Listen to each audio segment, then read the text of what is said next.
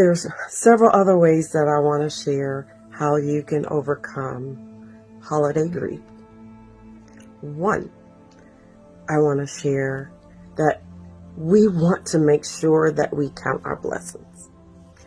If the person that you're grieving was very, very special, I mean, you wouldn't be grieving if that person wasn't very special to you. So therefore, there is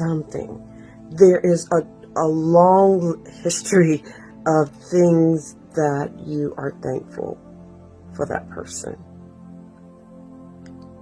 impacting your life. So you want to reflect from a position of, I am so grateful, God, that you allowed this person to influence my life for the better. And you want to move into the next steps of what they would joyfully want you to move in, especially if you were in a direction, heading in a direction that was not very good. For example, say you were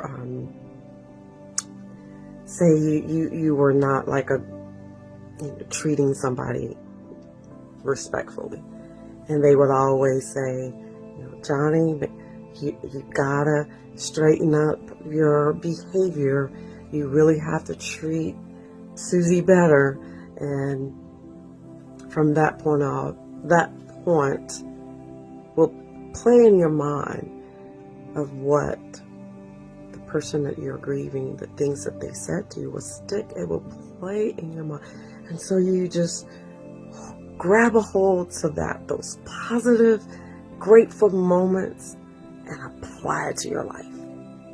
Now you're going to be more respectful to Susie.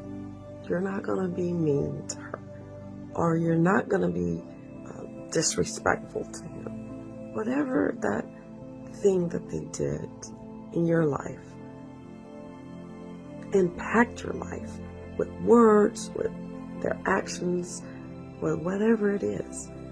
You can fulfill comfort and be in a place of gratitude to applying that to your life, and it will bring joy. Yes, you can have mixed emotions. It's okay. But make a choice to grab a hold to the blessing of what that person did in your life. And you just be thankful. And finally, as you go along in your daily walk, before the holiday, after holiday, start listening to other people's testimony or their story. Because as I was going along with my days, and when the holiday or special day come, I would replay some of the conversations that I had with others. Like this one particular person told me that they didn't know their mother had passed, and they did not know if their mom went to heaven or hell, because prior to, she had lost her faith. She was moving in her, she lost her faith, her belief system. She left the faith. She was no longer, so that person said, rejoice, because you know where your mom is.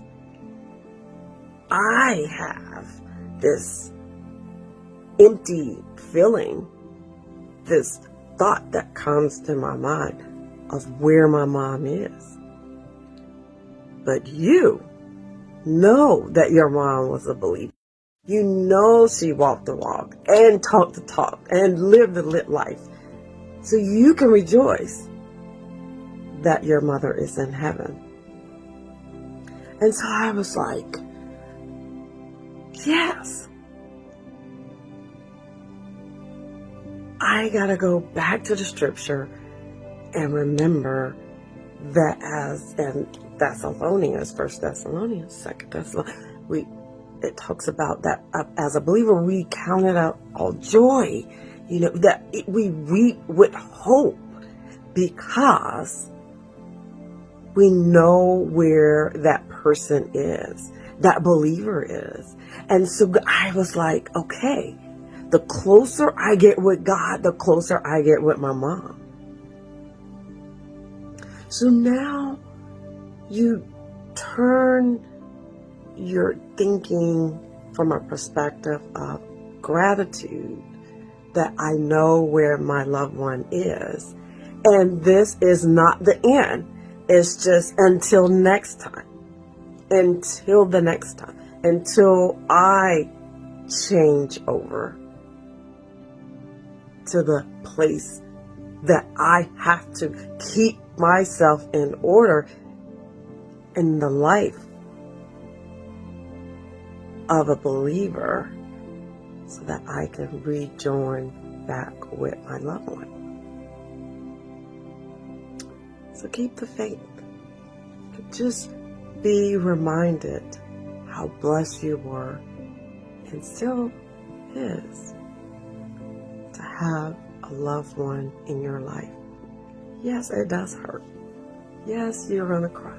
Yes, it's going to be painful. However, God will give you moments and seasons that you will be able to embrace the gratitude of what they did in your life.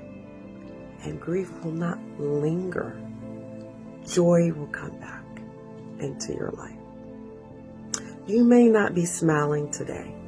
And I'm telling you, I was like, I did not think that I would ever smile again. I never thought that I was actually going to ever laugh again. But you will. You will. God will turn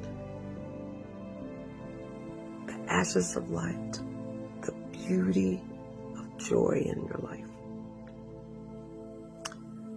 I would encourage you to get my book, The Other Side of Grief, so that you would have life nuggets to help carry you through each and every day of being on the other side of grief. I hope this was helpful for you today. Be blessed.